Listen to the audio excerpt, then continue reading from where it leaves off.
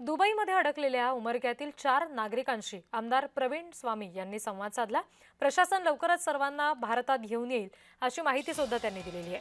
आणि याबाबत धाराशिवचे जिल्हाधिकारी पुजार यांच्या माध्यमातून केंद्र सरकारकडे ही माहिती दिली गेली आहे। केंद्राचे प्रतिनिधी आणि संबंधित ज्येष्ठ नागरिक यांचा संपर्क सुद्धा झाल्याची माहिती दुबई इथे असलेल्या शिवानंद माशाळकर यांनी दिली आहे।